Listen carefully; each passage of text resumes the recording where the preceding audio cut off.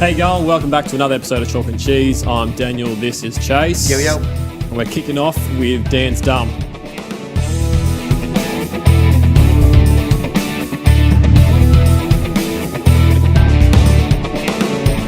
What's your issue with sport this week, Gilmore? My issue with sport this week is what used to only exist in soccer, which is the old flop, My game. seems to be finding its way into other sports. And I think it's a bad look for the game.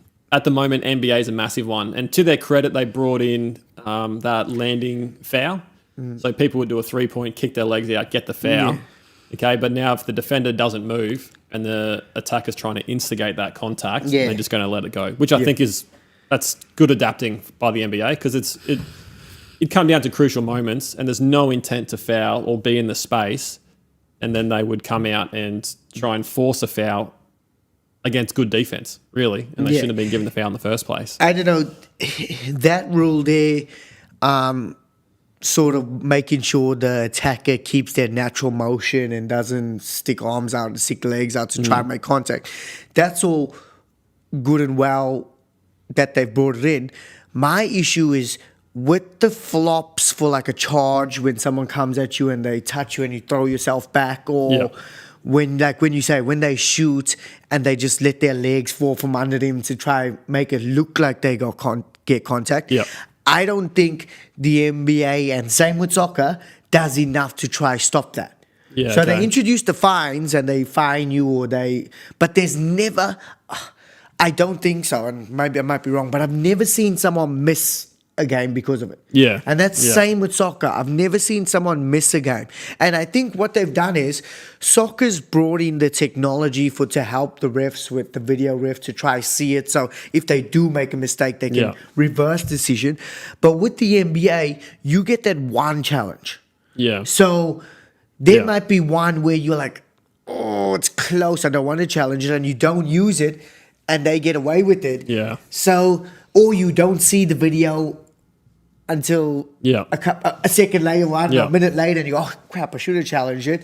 And you miss that chance where if that happens and the NBA can see that person's done a flop, there needs to be more repercussions to the people who are flopping in order to get it out the game. And I just don't think there's enough. If you look at what causes people not to, for people to miss a game, like if you look at NRL, it's normally a dog act or a dangerous act, or it's bringing the game into disrepute. And I think doing that, I think it does bring the game to disrepute, and it like glorifies that because obviously the kids and that watching, they see it and they do it in their junior league games, and they play with the attitude of poor me, I should be getting everything. Yeah. And there's a lot of complaining going on, but it's a hard line of how far do you go to stamp it out.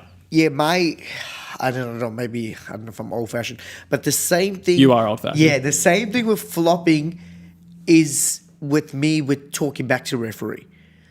Once you see players get a card or a red card or miss a game, eventually the players get smart enough. And that's where I think Union nailed it. And I'm not saying Union is perfect, but when Union decided head high was getting out the game, every time you hit someone in the head, you got caught. There wasn't you got caught. You got caught. You got caught. And eventually, there's been less and less and less. Well, the good thing is with the Union, they've brought clear measures in place to grade the contact. Yeah.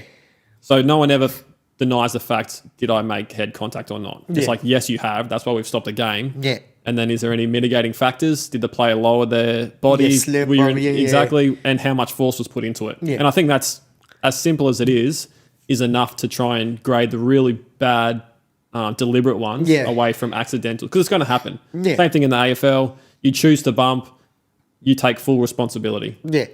But and that's where, like I said, Union got a right to try stamp it out of their game as much as they can, and because you're going to get times when it happens, and that's fine.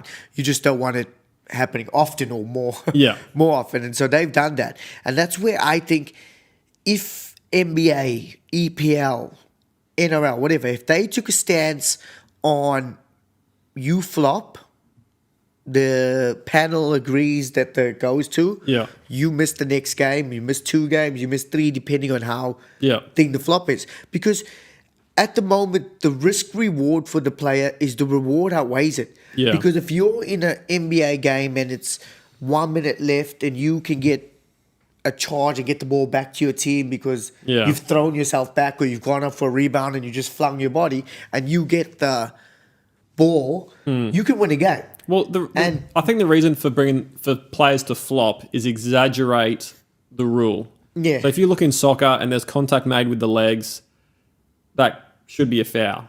Yeah. But I think there should be a certain amount of force. I'm going to fight you with break that. Because soccer is a contact sport. Yeah. So there is contact in soccer. Yeah. So just because you contact someone, it doesn't mean... I know, but I mean, if you're going to get the ball and you get the leg, but there's no force there, and then they could have kept their feet Yes. and kept dribbling, Yeah, they're going to throw their body, then they'll go to the VAR, they'll see it in slow motion. Oh, look, his stud did brush his Achilles.